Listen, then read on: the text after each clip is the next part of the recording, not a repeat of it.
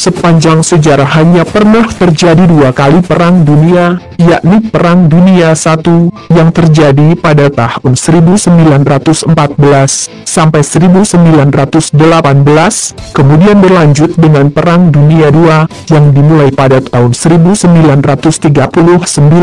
sampai 1945.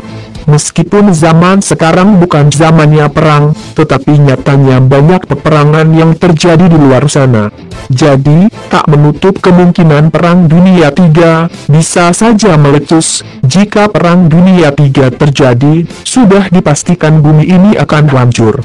Seorang ilmuwan pernah berkata, "Saya tidak tahu senjata apa yang digunakan di Perang Dunia III, tetapi Perang Dunia IV akan bertarung dengan tongkat dan batu." Dilihat dari konflik antar negara yang terjadi sekarang, terorisme dan masalah-masalah lainnya, berikut dirangkum beberapa tanda dari The Richest bahwa Perang Dunia III sudah dekat.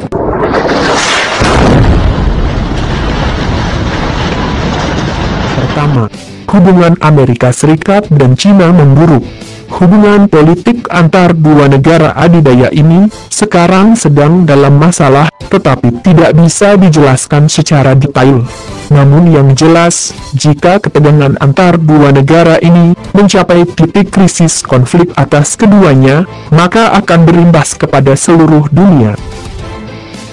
Tanda yang kedua yaitu, Korea Utara dituduh pernah melakukan uji coba rudal nuklir sebanyak 3 kali sejak tahun 2006. Negara yang dipimpin oleh Kim Jong-un itu juga dikatakan tengah mengembangkan rudal balistik mobile yang berpotensi melintasi lautan dan mendarat di Amerika Serikat. Tanda yang ketiga, masalah lingkungan. Semakin berkembangnya ilmu pengetahuan, semakin banyak manusia yang lupa terhadap kelestarian lingkungan. Buktinya banyak orang yang sudah tak peduli dengan alam, hanya demi keuntungannya masing-masing. Jika bencana lingkungan menghancurkan sebuah negara, maka rakyat negara tersebut akan berpindah dari negaranya ke negara lain. Jika negara yang dituju tidak menerima mereka, maka tidak ada jalan lain selain peperangan. Yang keempat, krisis utang di Eropa. Krisis utang di Eropa telah menjadi kenyataan sejak tahun 2009. Tingkat pengangguran di Yunani dan Spanyol mencapai 27% pada tahun 2013. Dikhawatirkan ketegangan terjadi antara negara yang mengalami krisis ekonomi. Jika krisis ini tidak bisa ditekan, kemungkinan besar banyak warga yang mengalami kesulitan ekonomi dan berakhir dengan tindakan anarkis. Kelima, terorisme di Timur Tengah. Sejak peristiwa 9/11, Amerika Serikat menaruh curiga di beberapa negara di Timur Tengah karena dianggap sebagai sarangnya terorisme. Negara Islam Irak dan Suriah atau ISIS sekarang menjadi komplotan terorisme yang menebar ancaman ke seluruh dunia.